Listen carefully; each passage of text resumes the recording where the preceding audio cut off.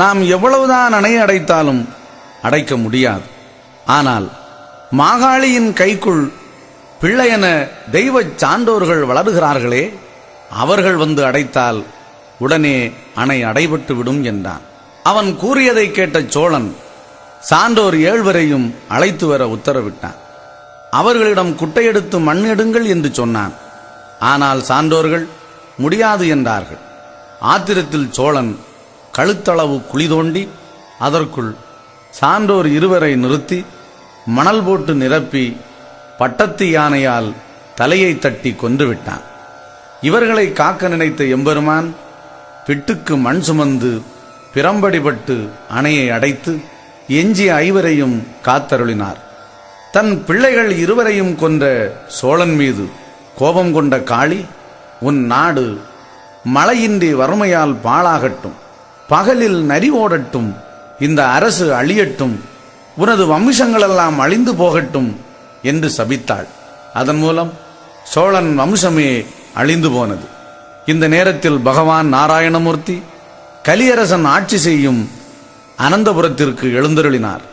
அவர் எழுந்தருளிய திருத்தலம்தான் ஸ்ரீபத்மநாபன் ஆலயமாக இன்றும் உள்ளது என்பதை நீங்கள் அறிய வேண்டும். பகவான் அங்கு எழுந்தருளியதும் அருள் செல்வம் பொருள் செல்வம் எல்லாம் பெருகி நாடு செழித்தது. மன்னன் மக்கள் சந்தோஷமாக வாழ்ந்து வந்தார்கள். வாரிசு இல்லாத கலியரசன் இறைவனை நினைத்து தவம் இருந்தான். ஆனால் பலனில்லை. சோதிடர்களை அழைத்து கணித்தான். அவர்கள் நன்கு பார்த்துவிட்டு, மன்னா, பெற்றாலும் உன்மகவு பேருலகம் ஆளாது என்பதே விதி. எனவே உனது மருமகனே நாட்டை ஆளட்டும் என்றார்கள். மருமகனுக்கு பட்டம் சூட்டினான். திருவிதாங்கூர் சமஸ்தானத்தில் மருமக்கள் வழி மலர்கின்றது. இந்த நேரத்தில் தான் முன்னீசன் விந்தில் உதித்த வெண்ணீசன் பணபலத்தாலும் படைபலத்தாலும் தனக்கென்று ஒரு மதத்தை தோற்றுவித்து சேர சோழ பாண்டியர்களை வெற்றி கொண்டு மீண்டும் சேர நாட்டை கைப்பற்ற நினைத்தான். சேர நாட்டை தாசியின் மகன் ஆண்டு கொண்டிருந்தான். அவன் வெண்ணீசர்களை வென்று திறம்பட ஆட்சி புரிந்தாலும் அவனுக்கு குடும்பத்துக்குள்ளேயே எதிரிகள் உருவானார்கள். இதனால் கலியரசன் தனது சொந்தங்களால் தனக்கு ஆபத்து வரும் என்பதை அறிந்தான். தன்னை எப்படியாவது பாதுகாக்க திறமையான காவலர்கள் வேண்டும் என நினைத்து பகவானையும் வேண்டி முக்கியமான தனது அமைச்சர்களையும் கலந்து ஆலோசித்து அவனால் பிரிக்கப்பட்ட சாதிகளில் நல்ல வீரமுள்ளவர்களை மெய்காப்பாளர்களாக தேர்ந்தெடுத்தான். நாட்கள் பல கடந்தன.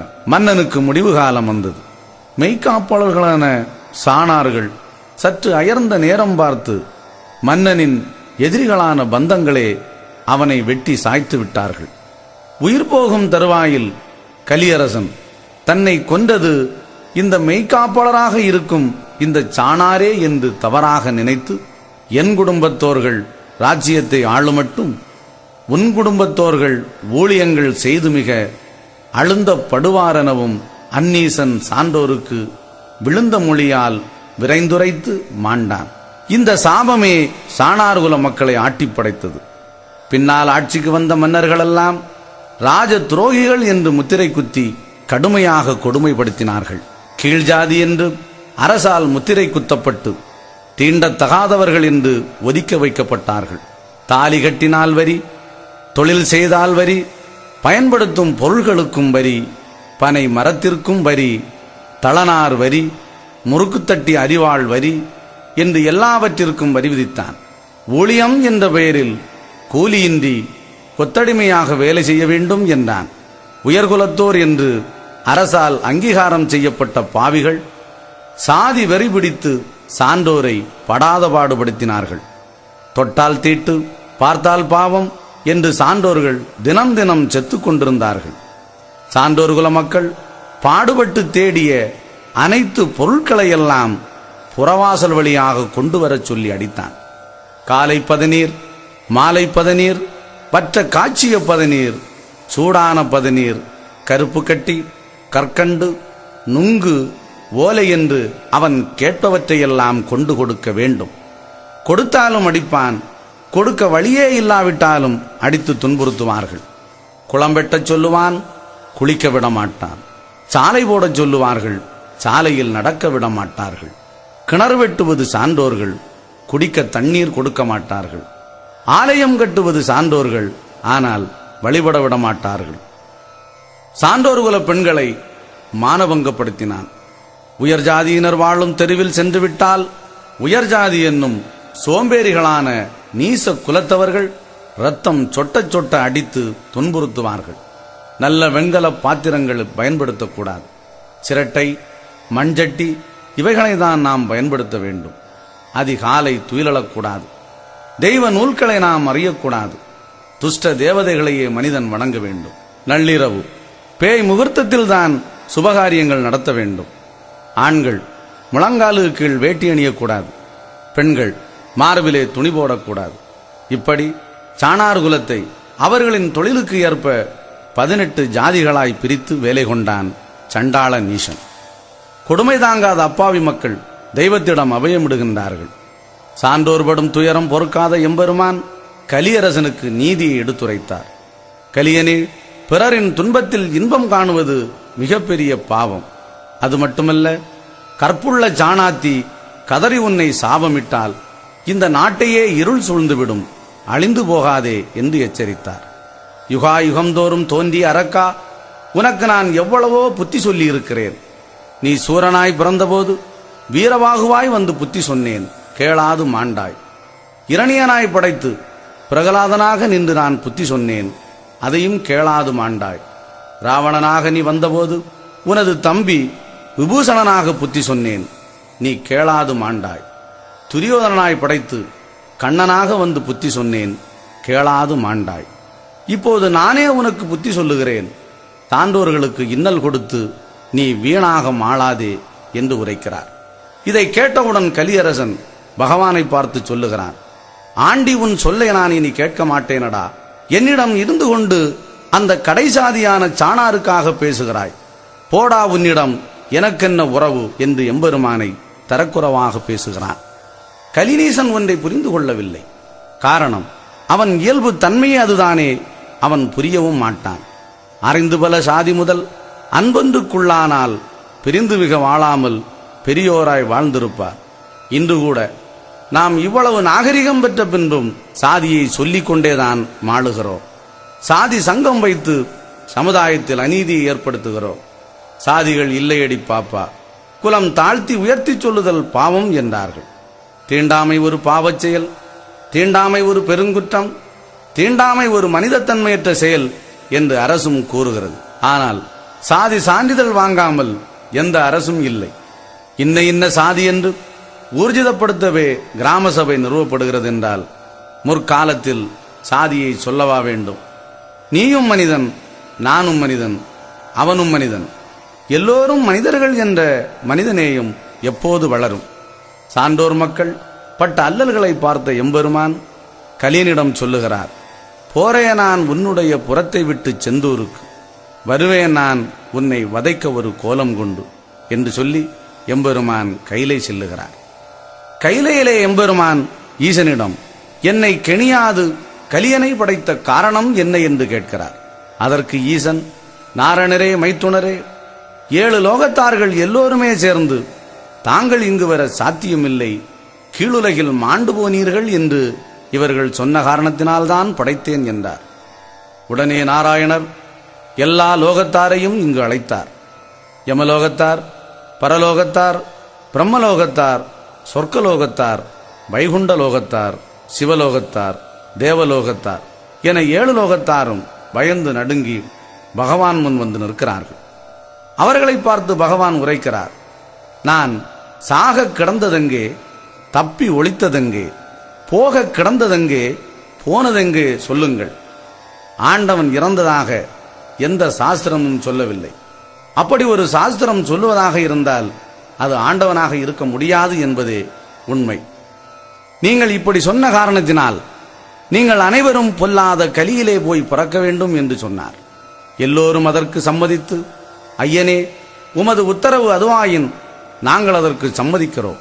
அதே நேரம் எங்களை பூவுலகில் பிறக்கச் செய்வது என்றால் உமது விந்துவழி குலமான சாணார் குலத்தில் எங்களை பிறவி செய்ய வேண்டும் என்றும், மேலும் நாங்கள் பூலோகத்தில் பிறந்தால் அங்குள்ள முறைப்படி அதிக தவறுகள் செய்ய நேரிடலாம் அதையும் தாங்கள் பொறுத்து ஏற்றுக்கொள்ள வேண்டும் என்று எம்பெருமானிடம் கேட்டார்கள். அதற்கு பகவான், நீங்கள் என்ன குற்றம் நிலையில்லா செய்தாலும் தாங்கி பொறுப்பேன், தருவேன் நல்ல புத்தி என்று உரைத்த மொழியை கேட்ட 7 லோகத்தாரும் ஐயாவின் உத்தரவால் பூலோகத்தில் வாழும் சான்றோர் குலத்திலே வந்து பிறக்கின்றார்கள். இதிலிருந்து ஒன்றை நாம் புரிந்து கொள்ள வேண்டும். இந்த கலியுகத்தில் வைகுண்டர் வந்து 14 லோகத்தையும் ஒரு குடைக்குள் வைத்து அரசாள்வது எப்படி என்பதை அறிந்து கொள்ளலாம்.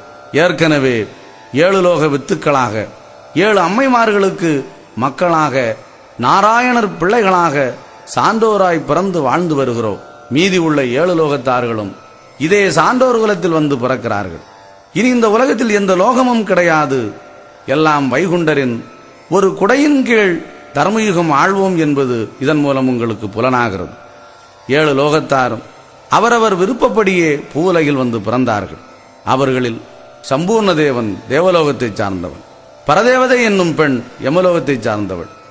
தேவன் பரதேவதை மீது மயக்கம் கொண்டான். பகவான் இருவரையும் தவம் செய்ய சொல்லுகிறார். சம்பூர்ணனும் பரதேவதையும் இந்திரன் திருமுடி மீது இச்சை கொண்டதால் தவம் நிறைவேறாது போயிற்று. இதனால் அவ்விருவரும் மாயனையும் ஈசனையும் தொழுது வணங்கி பணிந்து, நாங்கள் அறியாமல் பிழை செய்து விட்டோம், செய்த பிழையை பொறுத்தருள வேண்டும் என்று ஆண்டவனிடம் பணிந்து நின்றார்கள். பகவான் அந்த பரதேவதையை பார்த்து, நீ பூலோகத்திலே பிறந்து உனது முன் கணவனுக்கு வாழ்க்கைப்பட்டு வயது முதிர்ந்த காலத்தில் சம்பூரணனோடு சேர்ந்து வாழ்வாய். அப்படி வாழும்போது நோய்வாய்ப்பட்டு உயிர் துறந்து என்னை வந்தடைவாய் என்று கூறி அவளை மண்ணிலே பிறக்கச் செய்தார். அதுபோல சம்பூர்ண தேவனையும் நீயும் போய் இந்த பூலோகத்திலே பிறந்து செய்த வினையின் பலனை அனுபவிப்பாய். நான் கலியளிக்க மண்ணில் அவதரிக்கும் போது உன்னை ஆட்கொள்வேன் என்று கூறி மண்ணிலே பிறக்கச் செய்தார். கலி அழிப்பதற்காக எல்லா சக்திகளும் ஒன்றாக சேர்ந்து வைகுண்டமாக வரவேண்டிய நேரம் வந்துவிட்டது. எனவே நாராயணம், ஈசர் முதல் எல்லோரும் செந்தூர் கரையருகே வந்து நிற்கிறார்கள். கந்தபெருமான் எல்லோரையும் கண்டு தொழுது நின்றான். அவனுக்கு ஆசி கூறிவிட்டு வாரி கரையருகே வந்து நின்றார்கள். அந்த நேரம் கலைமுனி, ஞானமுனி என்ற 2 முனிவர்களும் பகவானின் திருவடி தொழுது நிற்கிறார்கள். இந்த 2 முனிவர்களும் கலியுகம் படைக்கப்பட்ட உடனே எல்லா லோகத்தையும் கலி சூழ்ந்து விட்டது. எனவே இந்த கலியினுடைய கண் படுவதற்குள் துவாரகையை கடலினுள்ளே மூழ்கி வைக்க அனுப்பி வைக்கப்பட்டவர்கள். பூலோகம் வந்த அவர்கள் துவாரகையை கடலை இழுத்து மூடி வைத்துவிட்டு கையிலை செல்லுவதற்குள் கலி வந்துவிட்டமையால் இவர்களால் கைலாயம் செல்ல இயலவில்லை. அந்த நேரம் திருமால் அவர்களிடம், கலியளிக்க வைகுண்டம் பிறந்து வரும் நாளில் உங்களை அவர் பக்கத்திலே வைத்து பதவி தருவார். அவரையே நினைத்து நாங்கள் இருக்கிறோம் என்று அவர்கள் சொன்னார்கள். துவாரகை துலங்க வேண்டும் என்று நாம் சொல்லுகிறோம். ஆனால் அது கடலினுள்ளே எப்படி போனது என்பதை நாம் இன்று கண்டுகொண்டோம்.